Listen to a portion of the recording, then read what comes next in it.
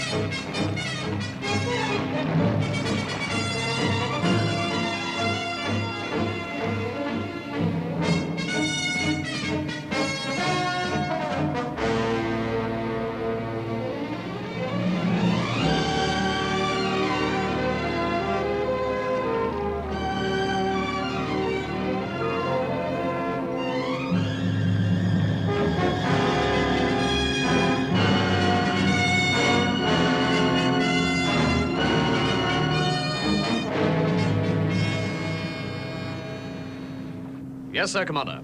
6 more like Ocean Pioneer, and we'll have the most modern fleet afloat. Well, that's if my line don't catch you up, Johnson. My company want to cut the overheads by getting at least 8 tankers, just like Ocean Pioneer, into service as soon as possible.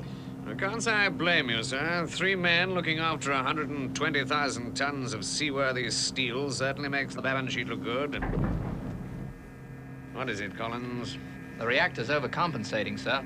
I'll switch to manual, Collins. I'll trim it. On manual now, sir. All right.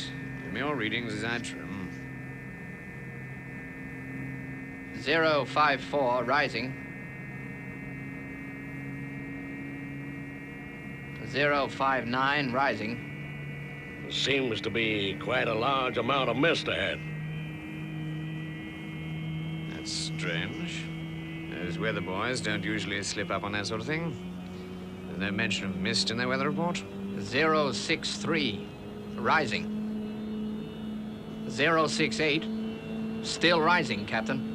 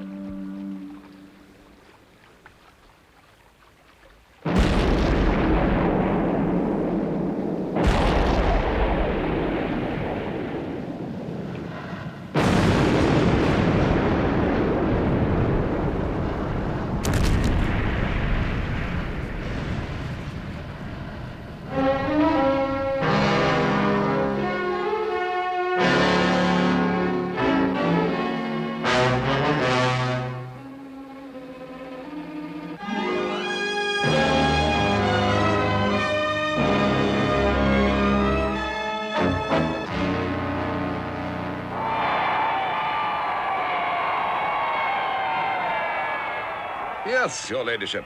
As chairman, I can say the men certainly appreciate your doing us the honor today.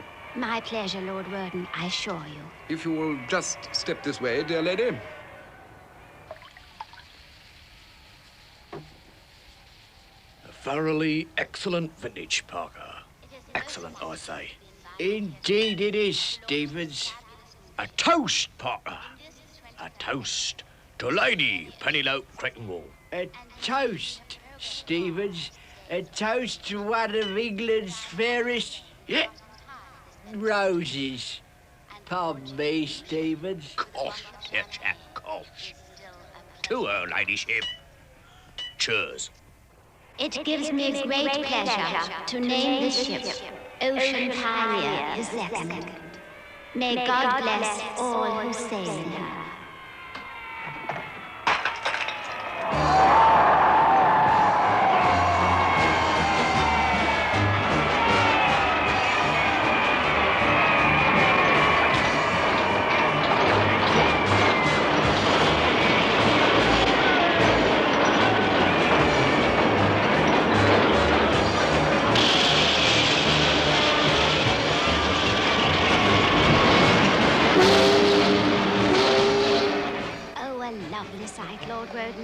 A lovely sight. Incredible, isn't it, how they can fit these ships before launching nowadays? Man, she's a beauty. Just take a look at that. Oops! Oh, my bonnet! Hurrah! And now, as Ocean Pioneer II hits the water for the first time, the crowd goes wild. Yet, for all the excitement of the day, there must be many whose thoughts turn to the ill-fated Ocean Pioneer I that disappeared so tragically only 6 months ago. Yeah, I'll say. Lady Penelope, Hold it, Scott. Look, there's this Penny. has been your first major launch. It must have been a great thrill. Oh, indeed it has. The flags, the people, and such a wonderful ship. Although I must confess, the bottle of champagne didn't quite break with the pop that I expected. Yes, thank you, Lady Penelope. And now, viewers, we leave the shipyards of Clydeside and return you to the studio. Right. All we've got to do now is to wait for Penelope to report in. I wonder if she's found anything interesting.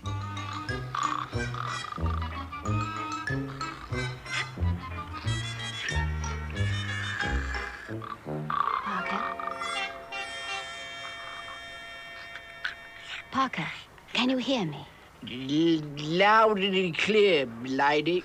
Parker, where did you get the champagne? Well, lady, it was such a good year, 1998. It seemed a pity to waste it. So I switched it. Switched it. I thought that bubbly didn't hit the ship with much of a bang. Parker, what was it that I launched the ship with? Lady, it was pure tonic water. Parker, I shall have to talk to you about this later. Meanwhile, I've got a message to relay to Jeff.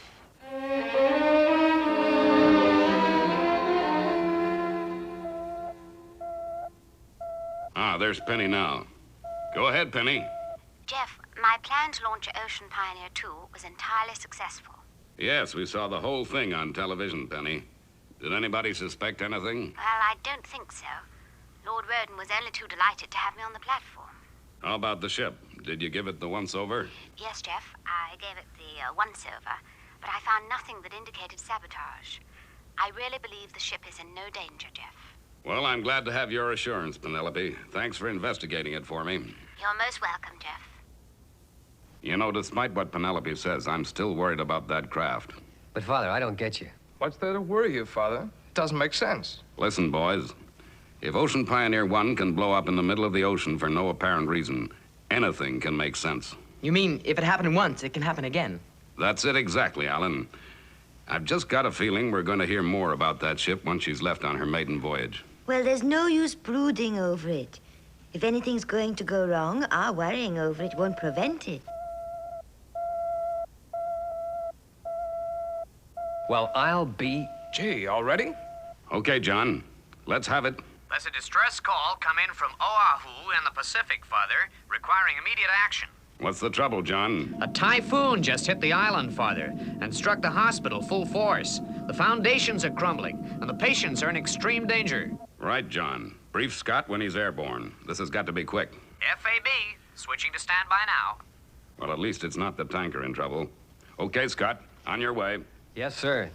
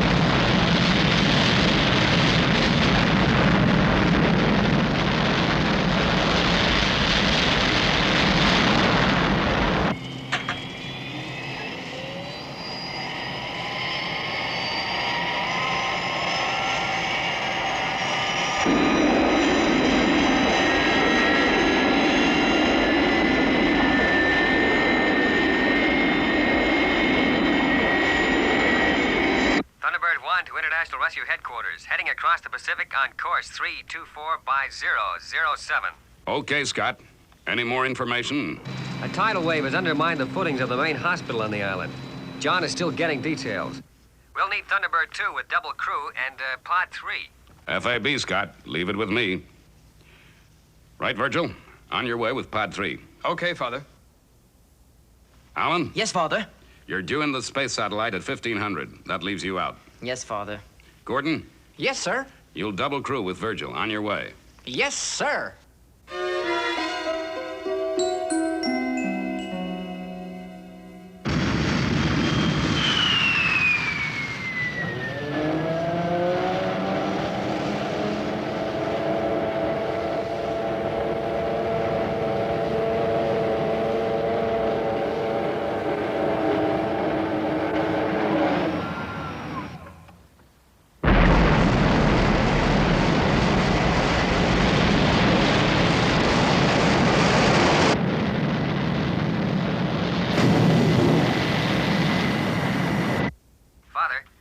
Go ahead, Scott.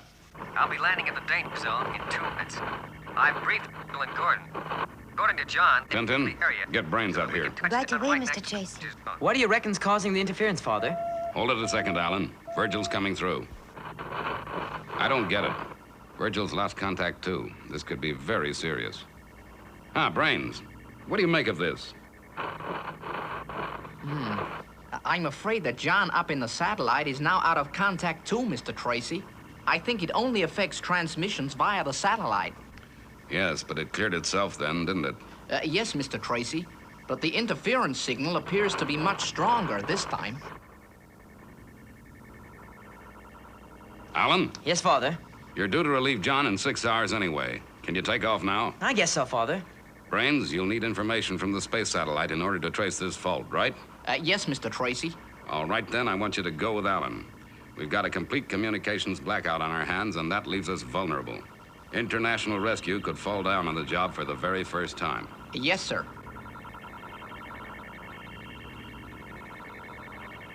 All set, Father. Ready, Mr. Tracy. Right. On your way, boys.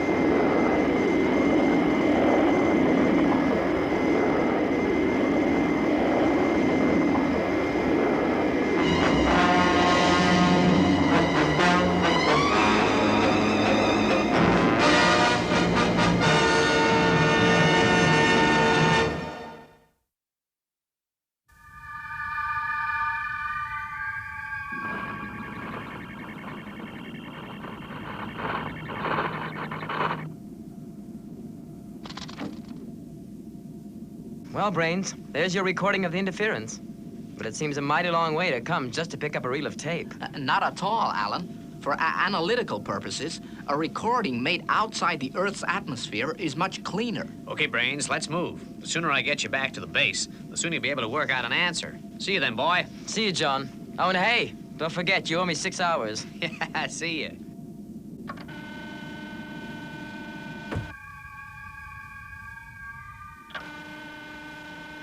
Stand by for blast-off.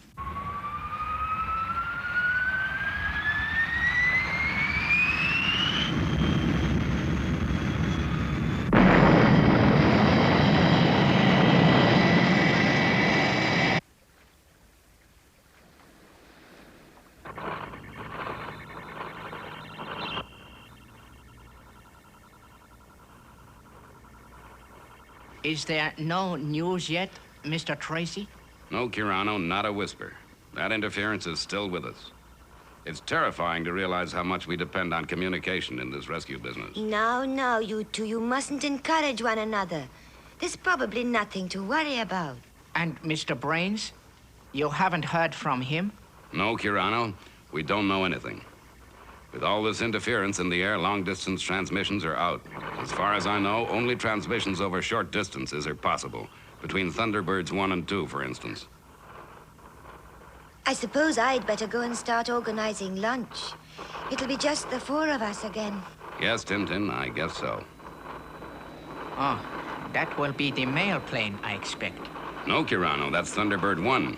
Tintin, you'd better lay an extra place. It looks as if Scott will be joining us after all. Well, not much point in using the radio with this level of interference. Well, Father, I'm coming in now. I just hope that you're ready for me.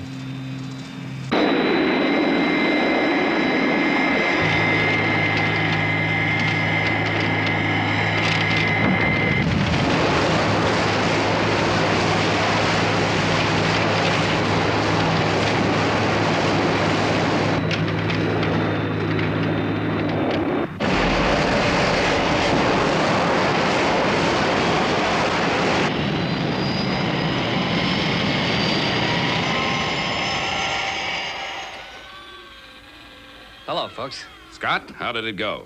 Well, fine, Father. We managed to shore up all the walls with hydrostats, but not before the isolation ward collapsed. Boy, that was close. Any casualties?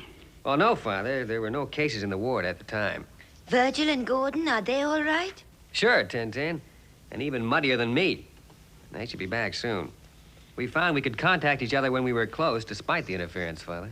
Well, at least that's something, Scott. You'd better go and get cleaned up now, then. Sure thing, Dad. By the way, Mr. Tracy, the intertelecast on Ocean Pioneer 2 is almost due. Thank goodness we don't have to contend with interference from outside transmissions. I'll take a look at the program while we're waiting for Virgil and Gordon to get back. Island dead ahead.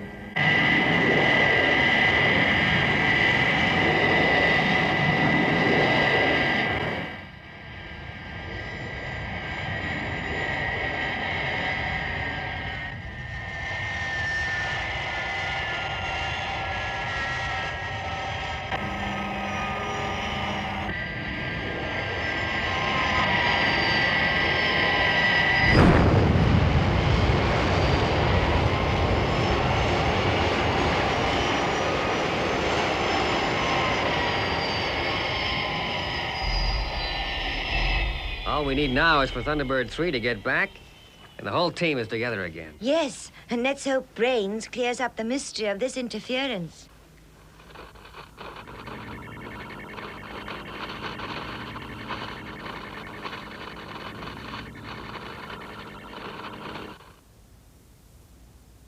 Can I hear the tape once more, Tintin?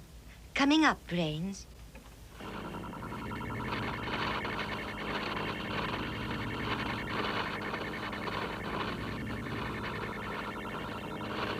Right, Tintin.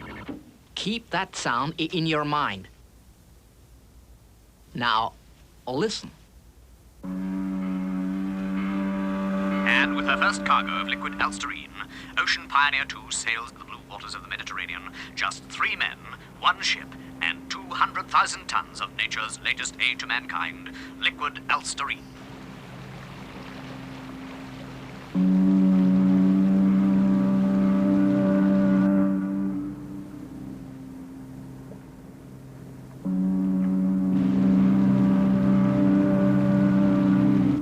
Jensen, for goodness sake. We're well clear of port now. Check your radio circuits instead of playing with that confounded siren. Yes, sir. Switch to auto, number 2. Auto it is, sir. Pioneer 2 to Pioneer Base. This is Ocean Pioneer 2. Are you receiving me? This is Pioneer Base at Port of London. Go ahead, Pioneer 2. Everything under control. All systems go. Our next check call timed for 1800 hours. Thank you, Pioneer 2. Over and out. Steering course 259 by 354 at 53 knots, sir. Oh, fine, Jensen. Well, number 2, we'll be home and dry in next to no time at all.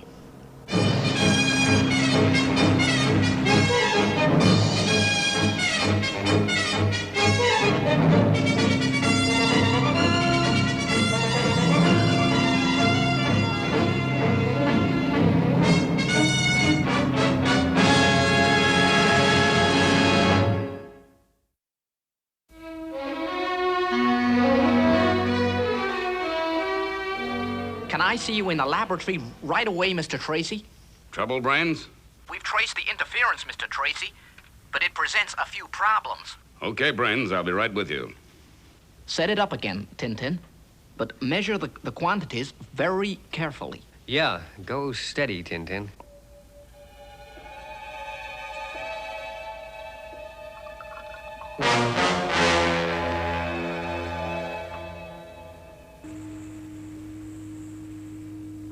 Okay, Brains, let's have it. Just setting up, Mr. Tracy.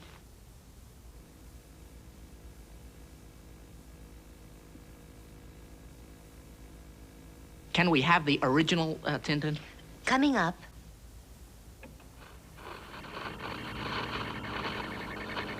Right, Tintin. Microphone on. Microphone on. Our experiments show that the result of close proximity of a high-density liquid fuel and a low-density substance known as OD60 produces high impedance waves, which can interrupt and cut off radio communication on our bandwidth for a given distance. Microphone off, please, Tintin. That's the cause. Now, the cure. Too fast, Mr. Tracy. The experiment is not quite finished. No, sir. It sure isn't. All right, what are we waiting for? Observe the contents of the test tubes, Mr. Tracy.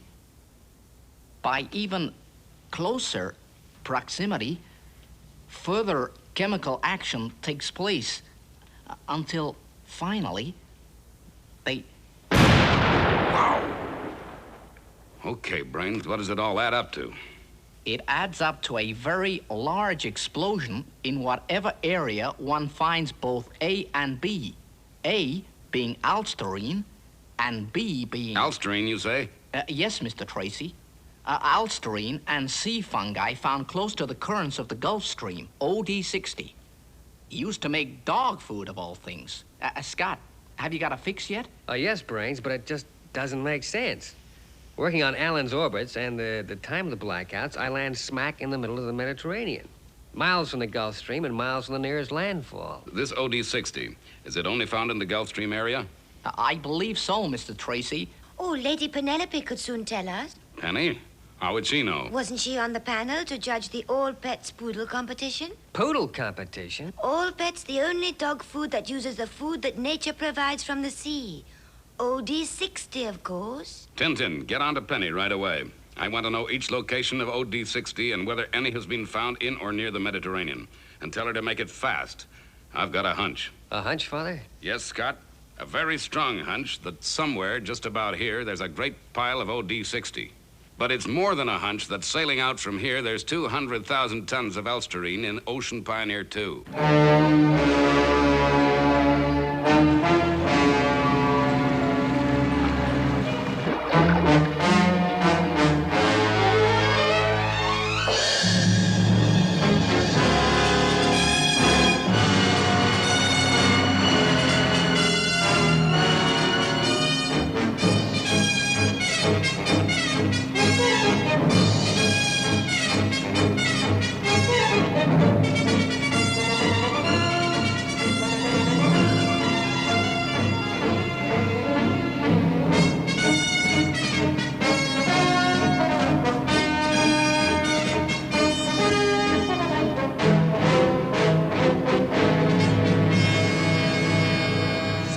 miles from the coast, Captain. Excellent, Jensen.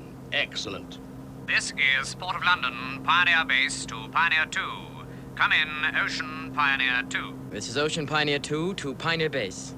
Our chart position is 350 by 210. Proceeding at 60 knots. Over.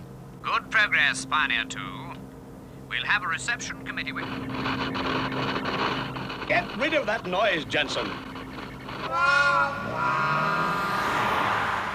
Lady Penelope, how very delightful. Sir Arthur, it's so good of you to see me at such short notice.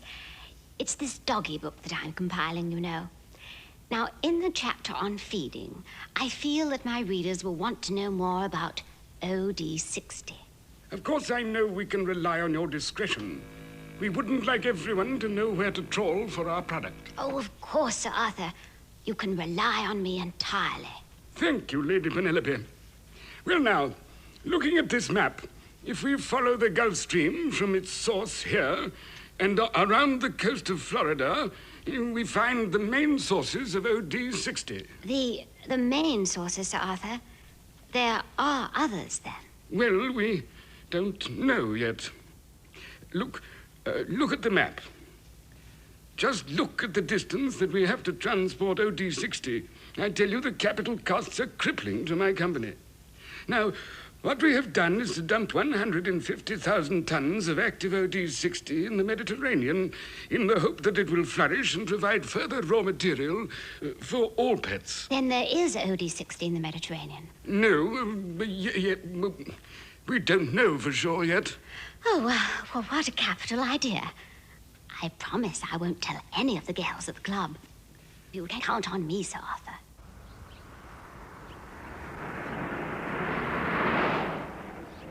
I trust the mission was successful, milady. Yes, Parker. Sir Arthur confirmed all our worst suspicions. There really is OD60 in the Mediterranean. I must radio Jeff at once to warn him. Ocean Pioneer 2 is heading straight for trouble.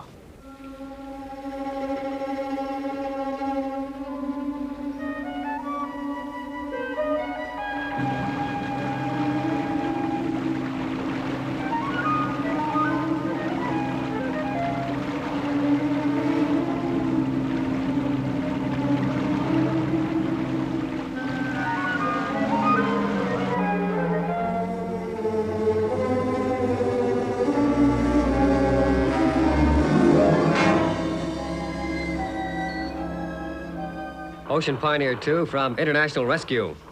Ocean Pioneer from International Rescue. Yeah, it's spreading to the lower frequencies now. Well, it's no use, Father. We'll never get through. All right, Scott. It was just a long shot. Well, I guess it's no use waiting for them to send out a distress call, because they just aren't going to be able to make one. Well, what are we standing around for, then? Come on, let's go.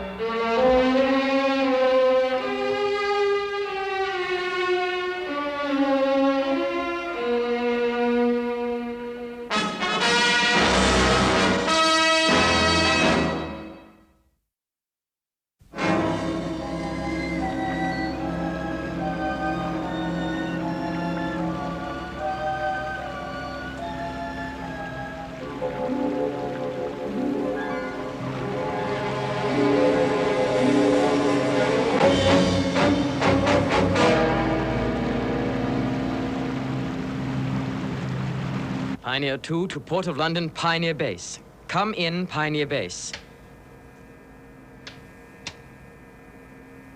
It's no good, Captain. We're just not getting through.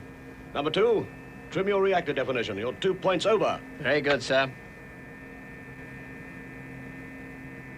She won't respond to orders, sir. Jensen, switch over to manual. I'll trim the reactor myself. Very good, sir. Manual it is, sir. Right, Jensen. Give me your readings as I trim. We're starting to overcompensate, sir. Start your readings, Jensen. Reading 039, sir. Rising. 042. Rising. 47. Still rising, sir. Speed rising to 80 knots, Captain.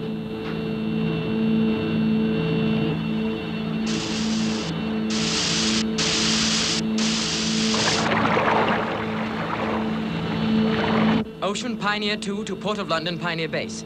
This is an emergency. It's no good, number 2. The reactor's gone too far. Close down the radiation shields. Jensen, steer on radar course 370 by 298. Boy, what a maiden voyage this has turned out to be. Even the weather's deteriorating.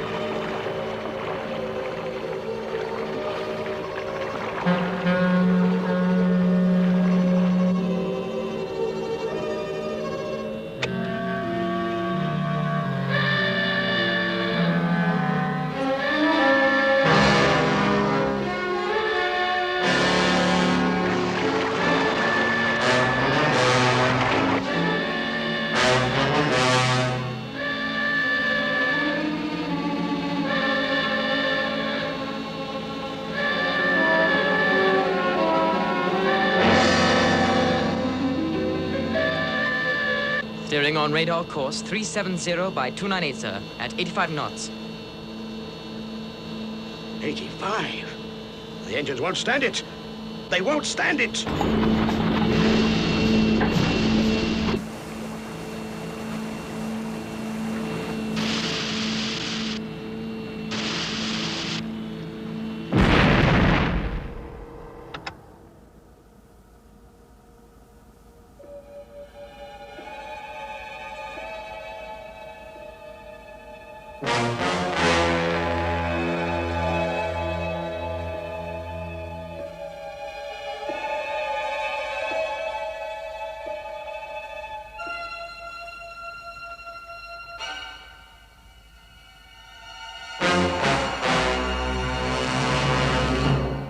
Jensen.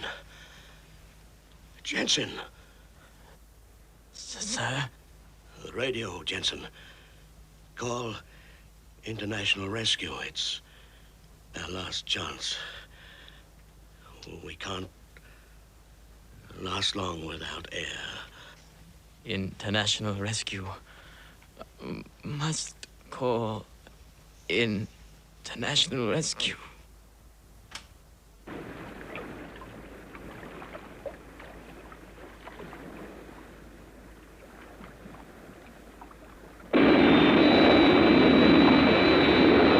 Okay, Virgil, I found her. She's drifting off course toward the danger zone. And there's quite a lot of mist around, too, which is going to help matters. Can hardly hear you, Scott. This interference is really getting worse. I suggest we keep radio contact down to the minimum. FAB. I'm going to try to land on the deck.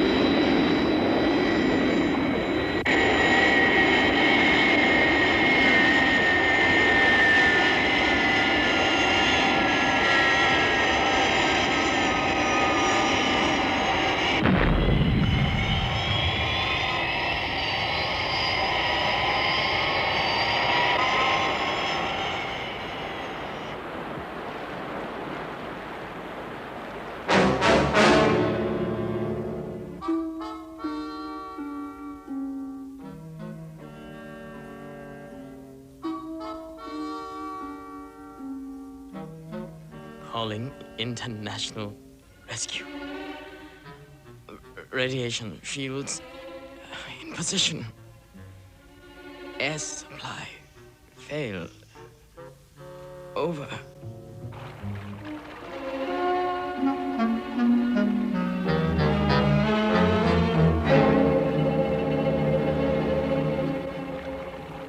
Gee, it's getting real thick.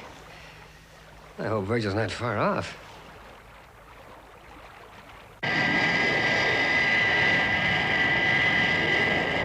Just take a look at that.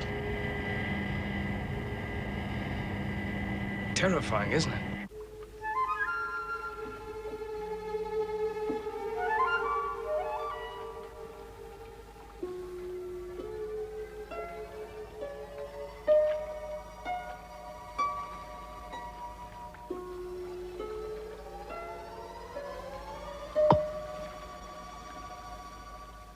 This is International Rescue. This is International Rescue. If you can hear me, speak in the direction of the lower port bulkhead.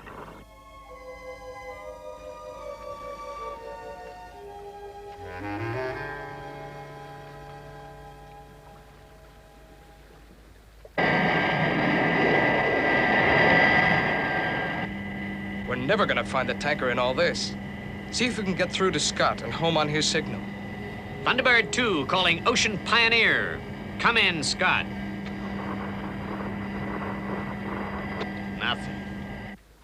Now, where the heck is Virgil? We can't afford to split up now. Hey. That's him. Calling Virgil in Thunderbird 2. Calling Thunderbird 2. There he is. Come in, Scott. Where are you? I can hear your motors. You're somewhere over to the starboard side. Now, steer 5 degrees to port. There she goes.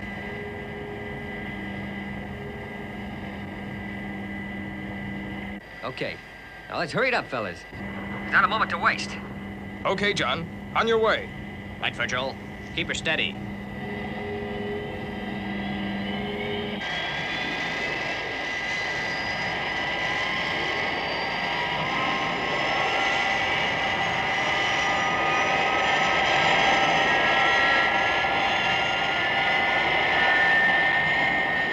Here goes.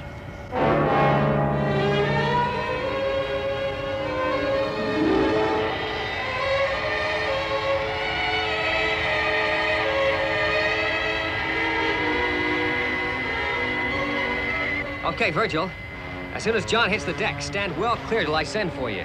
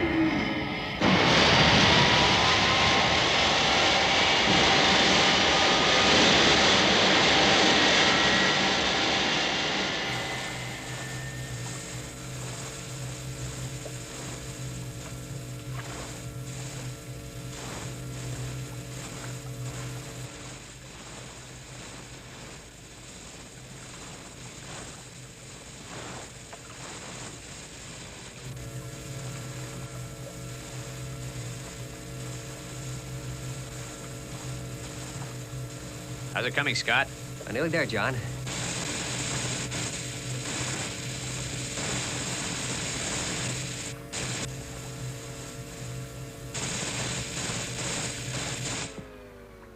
Here it comes.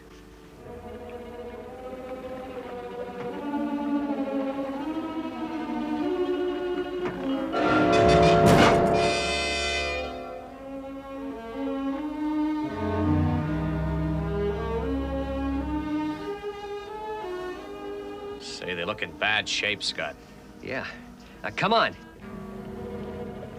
Just look.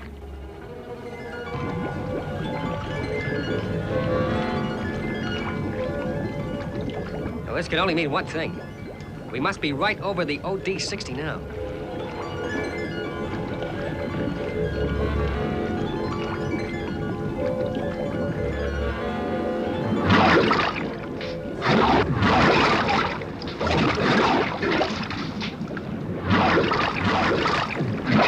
Virgil, you better come in and stand by. And step on it, or we might not be around when you get here. I'm on my way. How's Scott getting on? He's bringing around the crew. Captain, can you hear me? Call international rescue. It's our only hope. Well, I sure hope you're right, Captain.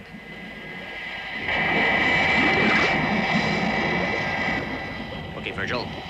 You're right above us. Start dropping.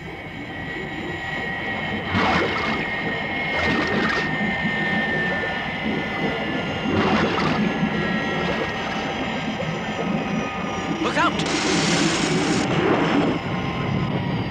Hold it there, Virgil. Okay, Virgil.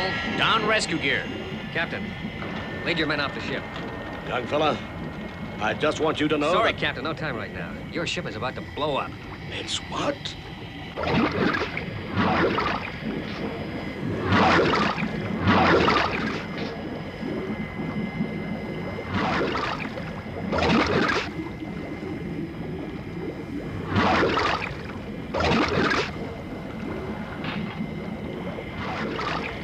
Okay, Virgil, pull away. And you make it snappy. FAB, Scott.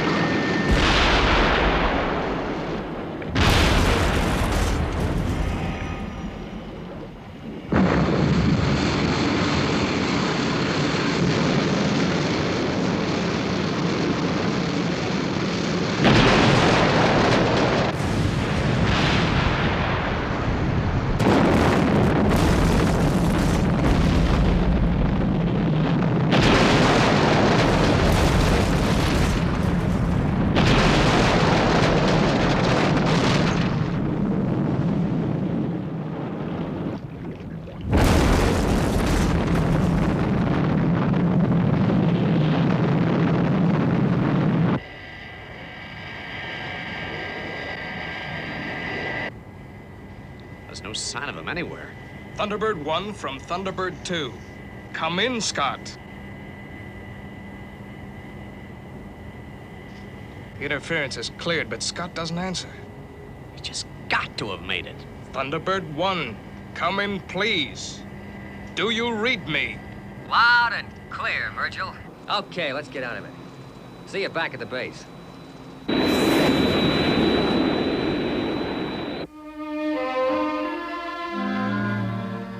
I still say that 120,000 tons of ship stands for a heck of a lot of capital investment, Scott, and we should have tried towing her out. Sure. Oh, sure, boy. But do you reckon we could have made it in time? Who knows? That's all part of the game, isn't it? Now, hold it, boys. John, how many rescues have you been out to?